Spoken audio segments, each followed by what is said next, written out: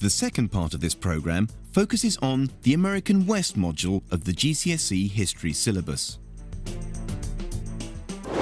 The American West is a study in depth. This is very different from a development study like the history of medicine. In this kind of study, you only cover a short period, in this case 55 years from 1840 to 1895, and one place, the Great Plains of the USA, but in much greater depth. At the heart of this study in depth on the American West is a tremendous culture clash between the Plains Indians and people from the eastern USA. In 1763, the British, who now ruled this part of America, established a frontier along the Appalachian Mountains. The settlers were not allowed to advance beyond this line. All the land to the west of it was left in the hands of the Indians. But it wasn't long before the new leaders of the United States took over from the British. They opened up the frontier again and let the settlers through. A law was also passed that Indian land could only be bought by the government. Over the next 90 years, Indians were forced to make treaties which gave the whites control over huge areas of their land. By the 1860s, the only large part of America still held by the Indians was the Great Plains. Here, tribes such as the Sioux, the Cheyenne, and the Arapaho had begun to use horses and guns. So, who were these Plains Indians, and what kind of people were they? The Great Plains is a very harsh environment, fiercely hot in summer, bitterly cold in winter, and sometimes swept by high winds and tornadoes. To the west, the Rocky Mountains, 200 miles wide, rise to 14,000 feet. But the Plains Indians had developed a nomadic way of life well adapted to this environment. As you watch this clip, write a couple of sentences describing the Plains Indians' attitude to the world about them. In the olden days, the Indian communicated to his maker, the Great Spirit, through the various animals. Eagles, and bears, and of course the buffalo, wolves. They regarded these animals as having, possessing power that Great Spirit gives them. But the human beings were not so blessed. So in order to get power, blessings of the Great Spirit, they got to go through these animals. So when they have a vision concerning a buffalo or a bear or something, they regard that particular animal as their protector. I would say that until recently, that the Crow Indian regarded Earth here as the first and original mother, and that the human mother is just temporary, that eventually the Crow Indian will go back to his first mother, Earth. And their thinking is, while you're here on Mother Earth's bosom, you should treat it nicely, don't abuse it, and treat your Mother Earth kindly, and it will treat you kindly in return. The Indians saw the environment as a bountiful system which supported all living things. Nature was something to fit in with, not something to be exploited. This view has parallels with that of modern environmentalists.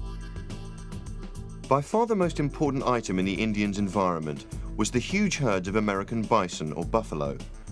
While you watch the next clip, make notes on the many ways in which the Plains Indians' way of life depended on the buffalo. You'll find them helpful when we look at our next sample question.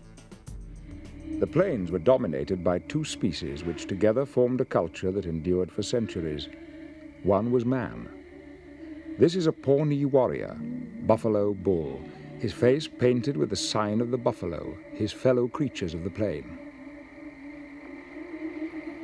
In the south, the Apache, and further north, the Cheyenne, the Crow, and the Sioux, all depended for their living on the great bison herd.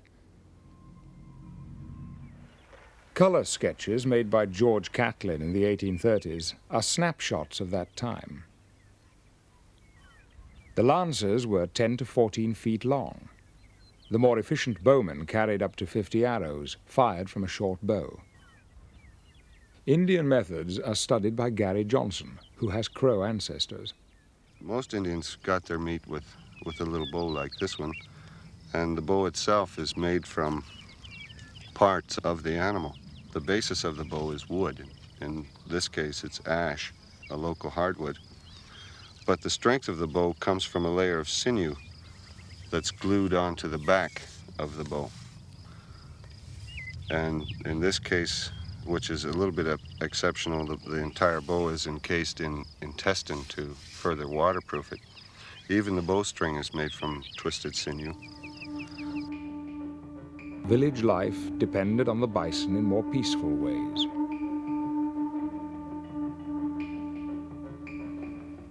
Strips of meat hung drying outside the teepee or lodge. The family clothes were buffalo hide, and the horse trappings were hide too.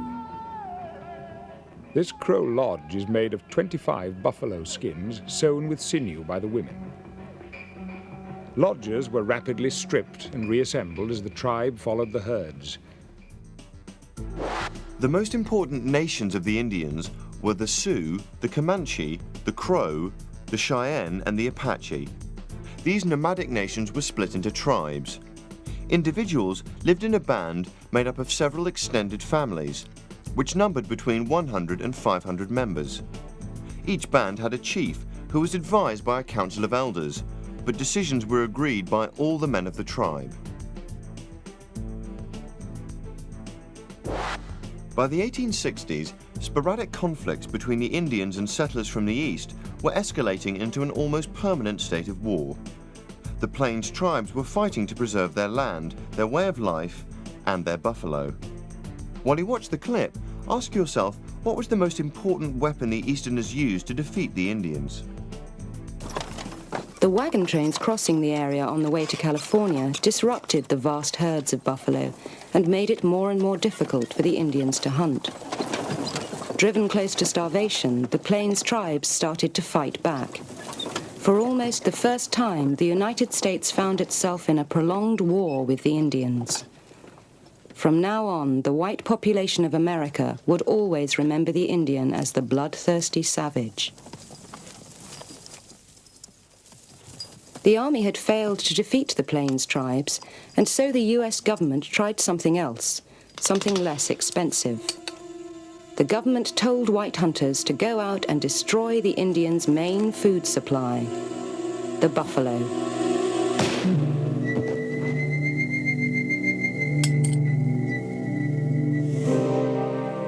Rotting buffalo carcasses littered the plains. They were stacked at railheads to be shipped to factories to make fertilizer and explosives. In the mid-1800s, there were about 60 million buffalo in the United States. By 1910, there were thought to be just 85 left.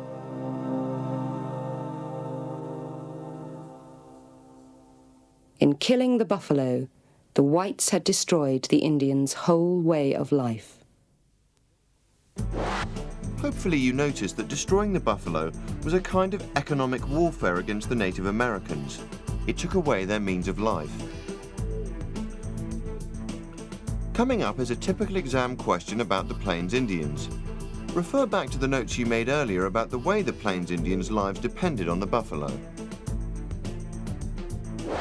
The great father of life, who made us and gave us this land to live on, made the buffalo to give us our only means of life: food, fuel, and clothing. That's a Native American warrior's description of the importance of the buffalo, dating from 1859. How does this source show us that Native Americans saw the buffalo as more than just a supply of food? This question would carry around 4 marks. This is a typical source-based question. You need to read the source, but also think about what you already know about Native Americans. The lowish number of marks tells you that you will not be expected to write more than a short paragraph for this question. So don't hang about. What 4 points are you going to make? The source tells you that the buffalo provided more than just a supply of food. It mentions fuel, dried buffalo dung, and clothing, buffalo hide for coats and moccasins. The source said that they regarded the buffalo as provided by the great father of life. This fits in with what we know about their beliefs, that all creation was holy, that the great Father of life provided them with land and the buffalo to support their whole way of life. If you have access to the internet, you'll find further source material on Native Americans and sample exam questions on the Bitesize history site.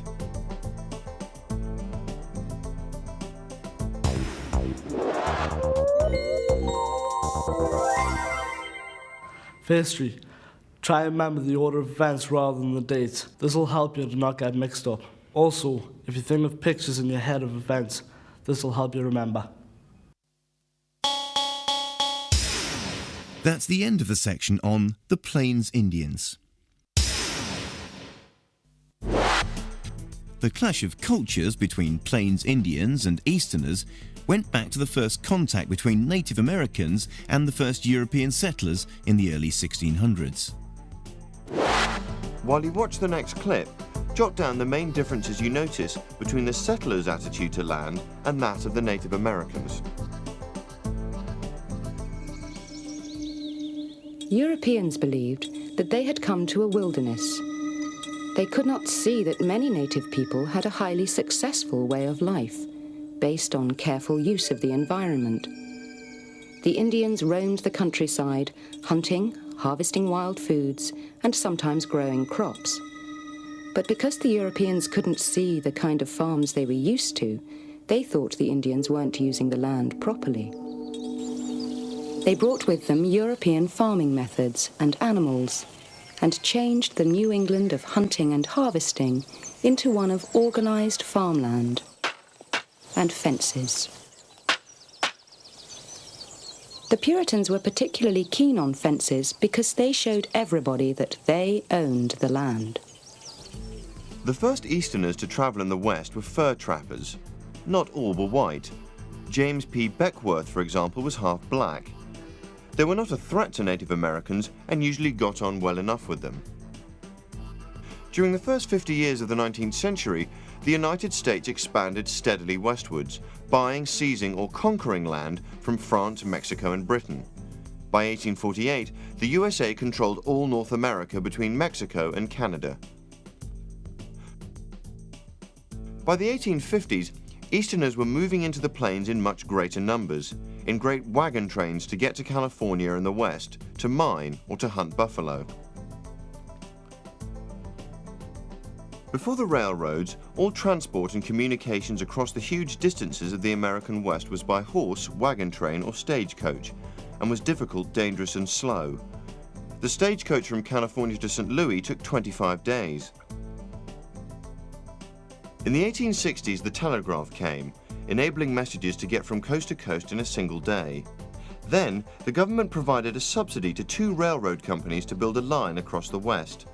The West to East Central Pacific and the East to West Union Pacific met in 1869 in Utah. Other rail links soon followed. The opening of the railroads brought big changes.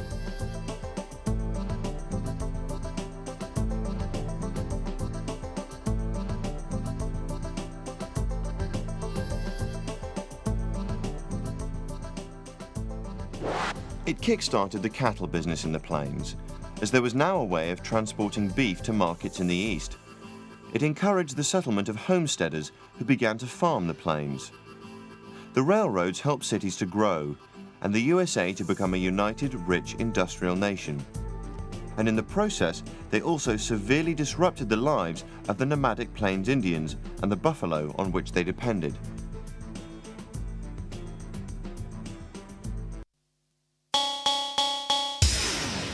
That's the end of the section on pioneers and transport. Now we move on to cattle, ranchers and homesteaders. After the American Civil War of 1860 to 65, 3 things came together to bring about a boom in the cattle business on the plains. During the war, cattle in the South were allowed to breed uncontrolled, and there were millions of cheap, unwanted cattle. Texas Longhorns were a tough breed of cattle, able to live on the poor grass of the plains. Farming in the north had also been disrupted, and the expanding cities of the north needed meat. and by the 1860s, the railroads had reached into the plains, providing a means of shipping the meat to market. Cattle were brought to the plains from the south along cattle trails up to 1,500 kilometers long. The trails ended at railroad heads, where cattle were taken east on trains. The main cattle trails were the Sedalia Trail from Texas to Missouri, the Chisholm Trail, which by 1871 was bringing 600,000 head of cattle to Abilene, Kansas each year, the Western Trail to Dodge City, Kansas, and the Goodnight Loving Trail, striking out west towards the Rocky Mountains.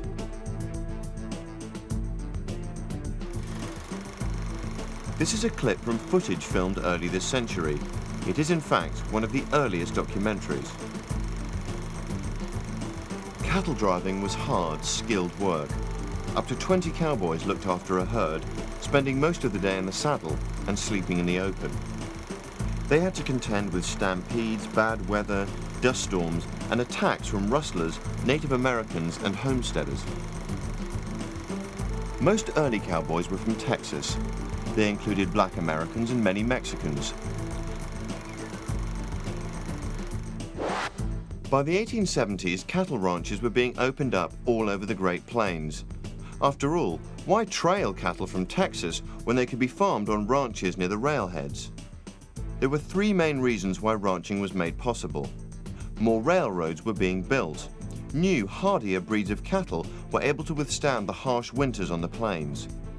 And as the buffalo herds were destroyed, there were vast areas of land available. The cattle ranchers regarded the land as open, unused, and simply took it, even though it was often part of the Native American lands. They let the cattle wander at will over the open range, as they called it. Every spring and autumn they were rounded up by the cowboys. Cattle from different herds were separated and the calves branded with the brand of the ranch that they belonged to. So much money could be made that people flocked to set up ranches, but by the late 1880s the ranges became overcrowded and the poor grass of the plains had become overgrazed. In 1886 and 1887, bad winters with terrible blizzards killed off thousands of cattle. Up to about 1870, the Great Plains were considered uninhabitable and unsuitable for farming. But then farmers, called homesteaders from the new houses or homesteads they had to build, began to settle and farm land in the West. There were several reasons for this. Land in the East was becoming overcrowded and expensive, so land-hungry pioneers drifted west. They included black ex-slaves, Germans, Norwegians and Swedes, as well as English-speaking whites. The US government wanted to attract settlers onto the plains. They passed the Homestead Act in 1862. This said that any male could have 160 acres of land free if he built a house on it and farmed the land for 5 years. Homesteading was a hard life. 160 acres was not really enough for a family to live on. There was a shortage of timber for building and fuel. There was a shortage of water, and digging wells was a back-breaking task.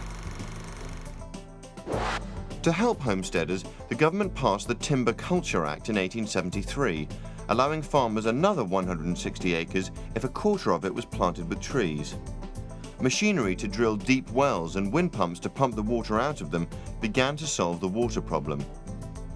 New strains of wheat, e.g. Turkey Red, produced better yields than wheat grown in the East. The invention of barbed wire by Joseph Glidden in 1874 provided a cheap, easy means of fencing, and new farm machinery helped bring large farms into cultivation. By 1895, farming on the plains was prospering. Once again, there's more source material on settlement in the West on the Bitesize History online site.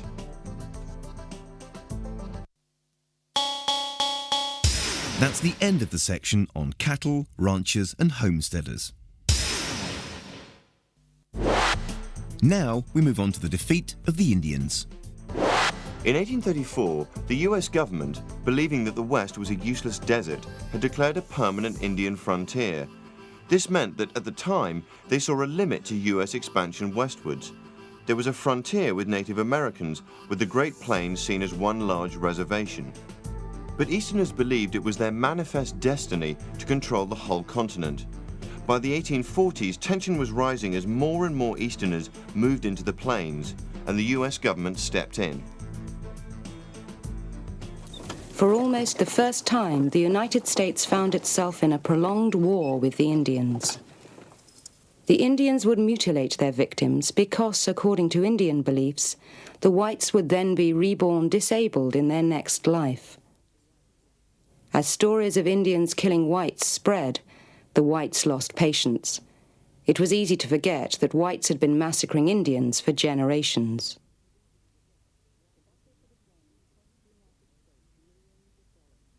The battle for the plains cost the United States millions of dollars and led to America's only defeat in a war against the Indians, when the Oglala Sioux leader, Red Cloud, forced the government to sign a peace treaty.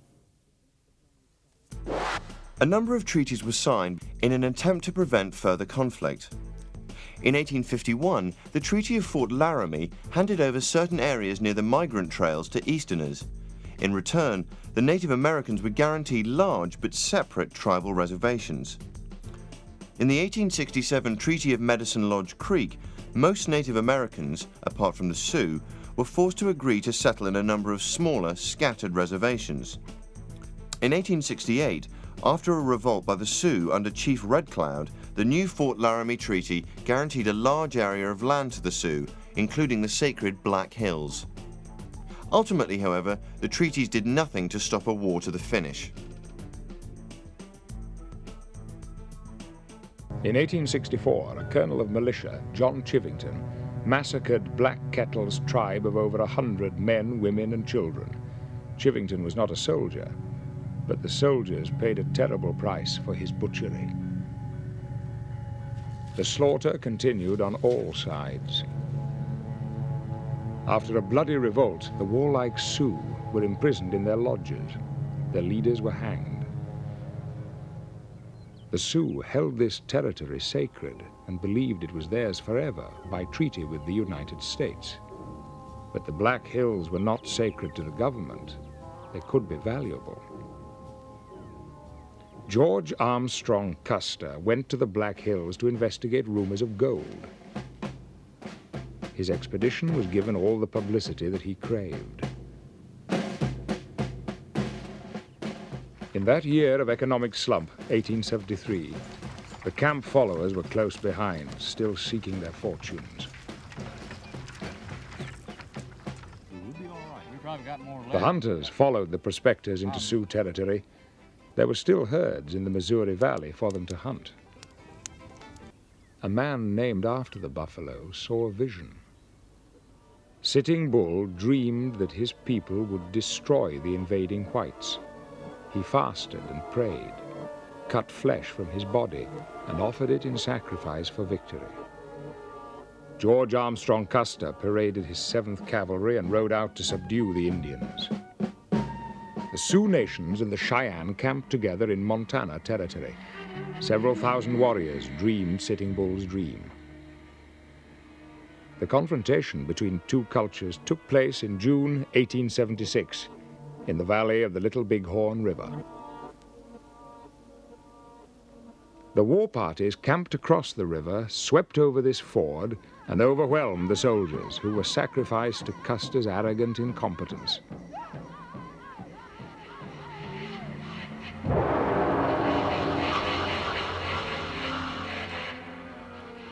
Not one soldier survived. The government poured reinforcements into the plains. The Sioux and Cheyenne were heavily outnumbered and desperately short of food. And gradually the army brought them into reservation compounds, where they were imprisoned. The white man made us many promises, more than I can remember. But they never kept but one. They promised to take our land, and they took it. In 1888, a Nevada Paiute called Wavoka had a vision. God told him that by dancing and performing certain rituals, Indians could bring back their old way of life. Wovoka and his followers believed that their dancing would make the ground roll up like a carpet, taking the whites with it, and that the dead Indians and their animals would return. In a last frenzied effort to preserve their way of life, tribespeople throughout the West danced and sang for supernatural help.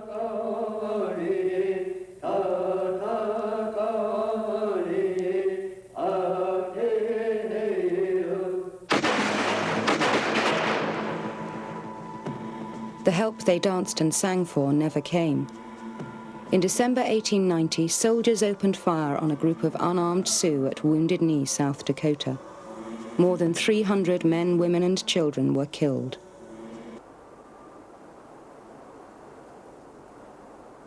Before the arrival of Columbus, there were more than 5 million Indians in America. By 1890, there were only 250,000. During the same period, the white population increased from 0 to 75 million. Here's an example of the kind of question you could be asked about the defeat of the Plains Indians. This question carries 16 marks. Choose 2 items from the list below and use each of them to show changes in the attitude of the US government towards the Plains Indians in the 19th century. 1834 Permanent Indian Frontier. 1851 Treaty of Fort Laramie.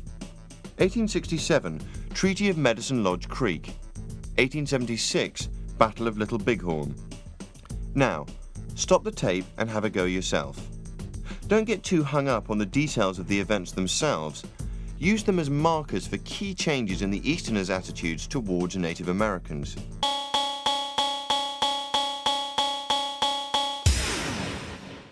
Here are the points you ought to be thinking of when you answer this question. The permanent frontier lasted only as long as Easterners saw the West as useless for settlement. It lasted less than 20 years. By 1851, Easterners were moving into the West in larger numbers. The Fort Laramie Treaty still allowed the Native Americans big reservations of land, but separated into tribes. Easterners now knew that the Indians consisted of different nations with different characteristics, but saw them as a menace. By 1860, it was clear the Great Plains could be used for ranching and for farming. Cattle drives had begun and railroads were being built. Easterners saw it as their manifest destiny to occupy the West and began to see the Indians as inferior people with no rights. The agreements of 1834 and 1851 were broken and the tribes fought back. But the Medicine Lodge Creek Treaty of 1867 was a defeat for all but the Sioux. With the Black Hills Gold Rush, all agreements were broken again, and this triggered the final battle between Indians and Easterners. The Battle of Little Bighorn in 1876 led to such brutal revenge that Native Americans were forced off their remaining land.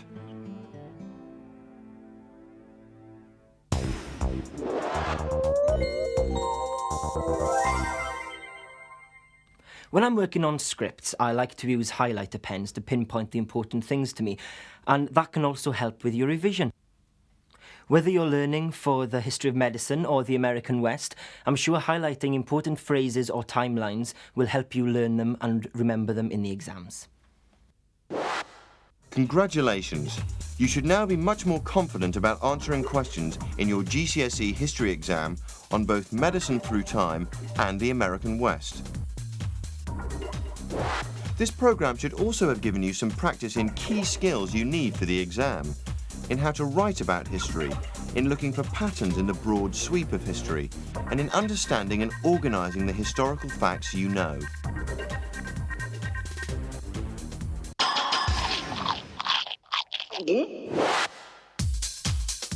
That's the end of the whole programme on School's History Project, looking at medicine through time and the American West.